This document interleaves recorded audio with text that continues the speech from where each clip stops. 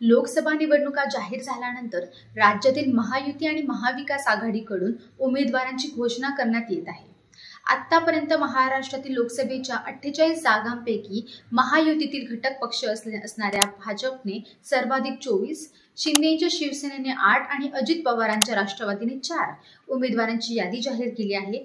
तर महाविकास आघाडीतील घटक पक्ष असणाऱ्या ठाकरेंच्या शिवसेनेने 17, काँग्रेसने 12 आणि राष्ट्रवादी काँग्रेस पक्ष शरदचंद्र पवार गटाने 5 उमेदवारांची यादी जाहीर केली आहे। मात्र या याद्या जाहीर झाल्यानंतर प्रत्येक पक्षात बंडखोरीने डोकं वर काढण्यास सुरुवात केली आहे।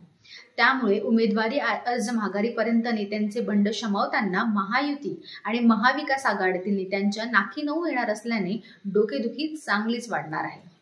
यातील नाशिक लोकसभा मतदारसंघाचा विचार केल्यास या मतदारसंघात पक्षांकडून उमेदवारी न मिळाल्याने माजी जिल्हा प्रमुख व इच्छुक उमेदवार विजय करंजकर हे बंडखोरीच्या पवित्र्यात असल्याचं बोललं जात आहे।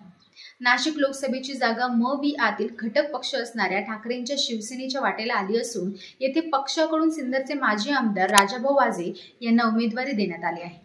त्यामुळे गेल्या वर्षभरापासून नाशिक लोकसभा मतदारसंघाचा दौरा करणारे आणि ठाकरेंच्या शिवसेनेचे माजी जिल्हा प्रमुख व लोकसभा लढवण्यासाठी इच्छुक असलेल्या विजय करंजकर यांना ऐनवेळी डावलण्यात आला आहे।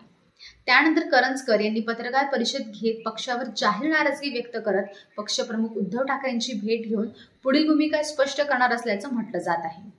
त्यामुळे करंजकर यांची नाराजगी दूर करण्यात ठाकरेंना कितपत यश येतं हे बघणं महत्त्वाचं असणार आहे। परंतु त्यांनी बंड केल्यास ही बंडखोरी पक्षासाठी आणि म.वि.साठी डोकेदुखी ठरेल हे मात्र नक्की। त्यामुळे नाशिक लोकसभा जिंकायची असल्यास करंजकरांची बंडखोरी शमवण्याचे मोठे आव्हान म.वि.यातील नेत्यापुढे असणार आहे। असेच ताजे व्हिडिओज पाहण्यासाठी देशदूतच्या सोशल मीडिया प्लॅटफॉर्मला लाईक करा, शेअर करा आणि सबस्क्राईब करा। धन्यवाद।